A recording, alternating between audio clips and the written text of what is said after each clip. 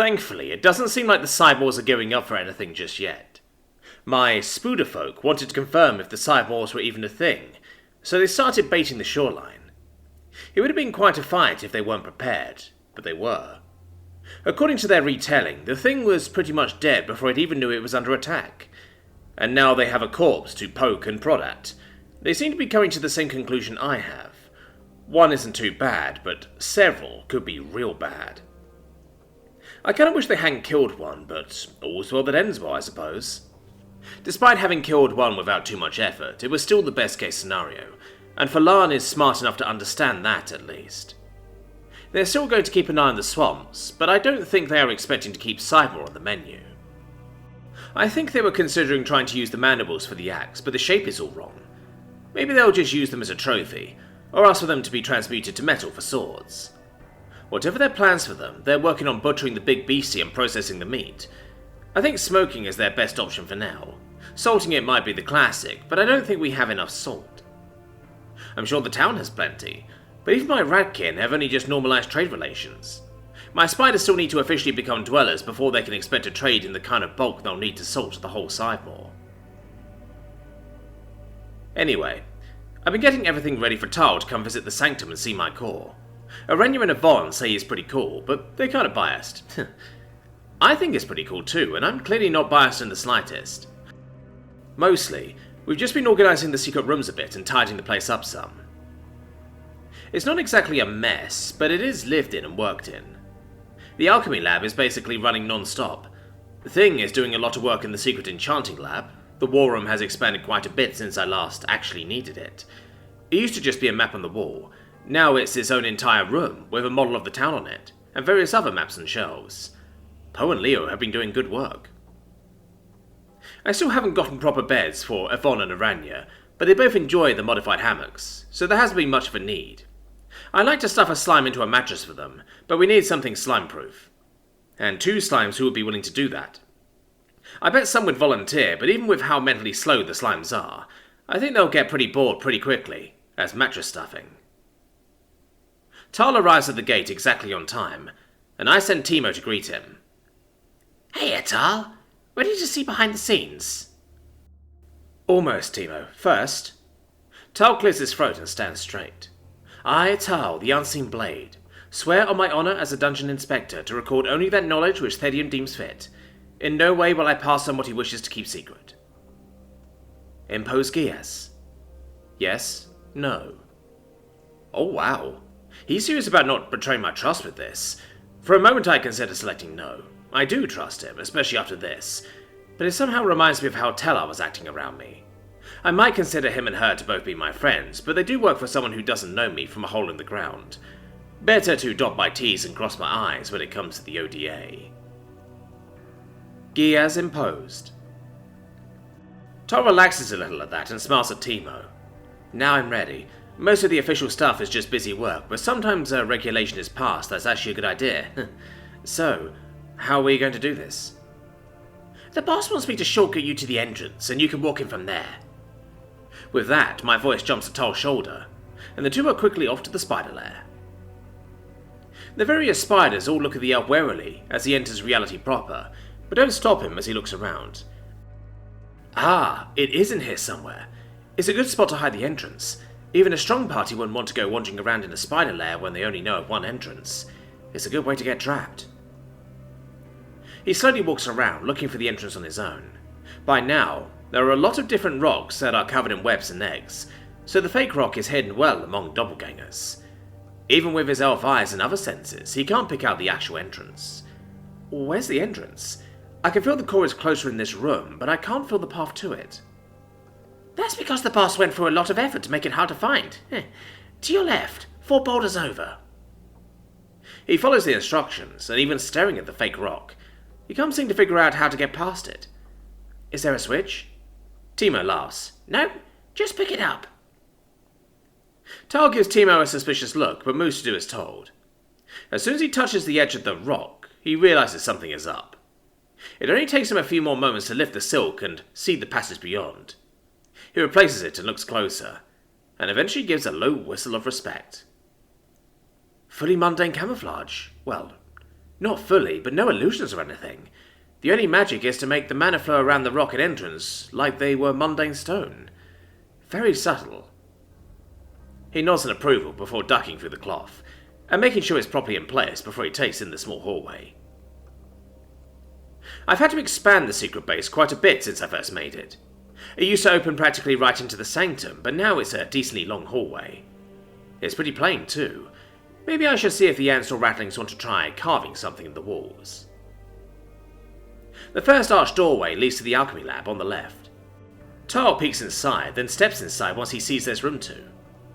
Ants cover practically every surface that's not covered in alchemy. It's quite the scene of organised chaos.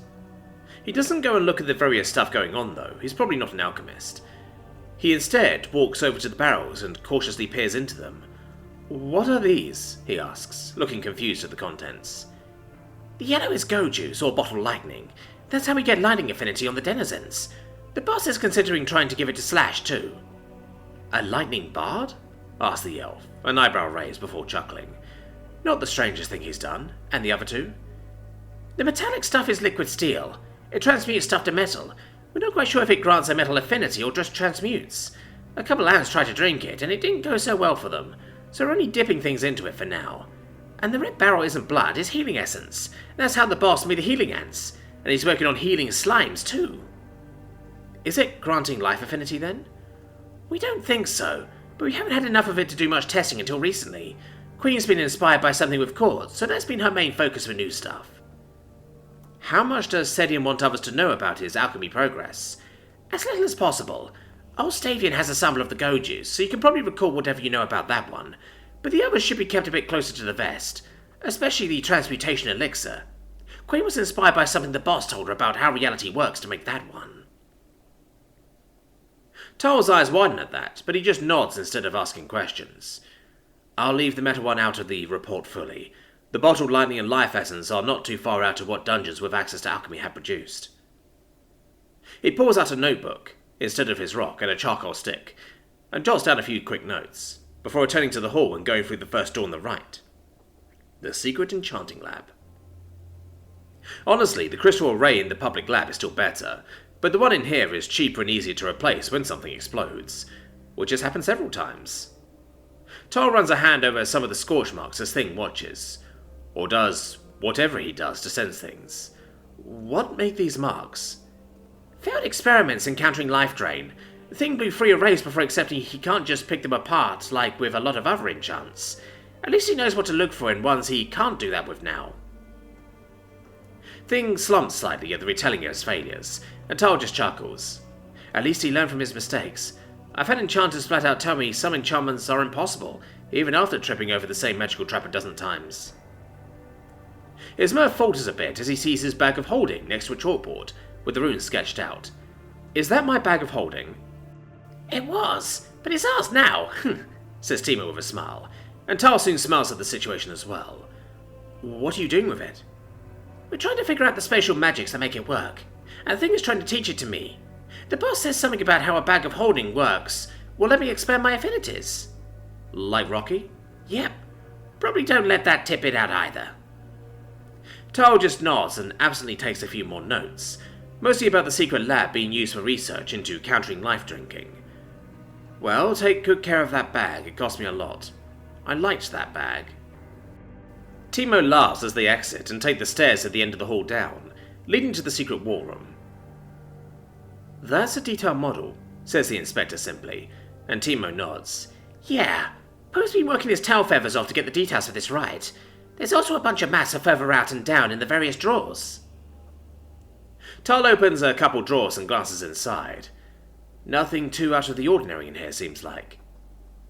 Leo's working on getting more detail for the other maps too. The boss wants to know what's living out there, instead of just the topography. Makes sense. I've seen some dungeons have huge complexes for their war rooms, with little enchanted figurines for particular people of interest to walk around and keep up to date in real time. That's kinda creepy. I'm actually surprised you don't have something like that for Freddy and Rhonda, and me. Timo laughs again. The boss doesn't need to keep that close an eye on everyone. Besides, it's not like he can react quickly enough for that to make much difference.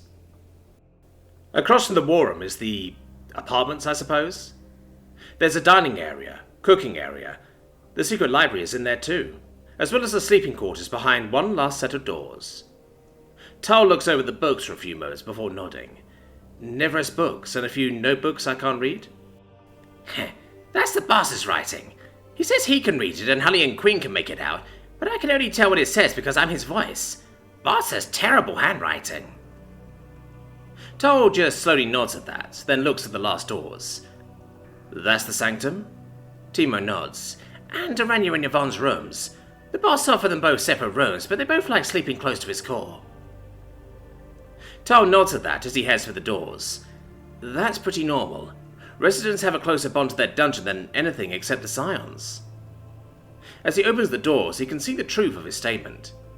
Yvonne and Aranya both stand just inside the Sanctum, wearing their spider silk clothing and their sidemore swords at their hips. "Inspector," says Yvonne with a slight nod of her head, and he nods slightly at her in return. "You will not harm our sanctuary?" says Aranya with full seriousness, and the elf nods once more. "He's taken a geas to only recall what Thedian will let him. It's all right," reassures my voice, and the two share a look before stepping aside to let him in. Yvonne breaks from the pomp and circumstance first. "You're our first visitor to the court, Tal. We had to come up with some kind of ceremony or honor guard." "Maybe I should get a staff or something like Larx has," ponders Aranya, as she thinks about their duties to guard my core. "Nah, the sword and silk look good. Maybe a necklace or a little tiara or something to show off your high priestessliness," suggests Timo. Yvonne sniggers at that, and Aranya smiles, though it becomes contemplative, as she chews on the idea. Tal, for his part, was looking at the thick silk curtain keeping my core from sight. Do I just walk past it, or... I cut off Timo before he can joke about how looking directly at my core would melt his face or something. He sulks a little before speaking. "You can just put it aside. It parts in the middle. We put the curtain in to make it easier to sleep near." My residents let him open the curtain to my core, revealing my kinda boringness, in my opinion. Maybe I'm just used to looking at it. My core sits in kind of a giant egg cup. I'm over a yard across now, my sphere slowly swirling with various shades of orange. There are layers to the swirls, as well as little sparkles. I think I look like an overfilled spherical lava lamp that ate a glitter bomb. Tal just stares for about a minute before shaking himself and speaking up. "Core is an orange sphere with swirling depths, close to 4 feet in diameter, approximately. Emits soft light to match the movements inside. Rests in receptacle." He looks to Timo to see if he has any objections to him writing that down, and I don't mind if he records that, so he does. "So what's the core theory thing say about the boss?" You said that theories about how core shapes and stuff determines things about the dungeon. What's Thedian's core say about him?" The elf shrugs. "I don't put much stock in the theory. I've seen a lot of cores, and at best it gives vague guidelines about how a dungeon is and will progress.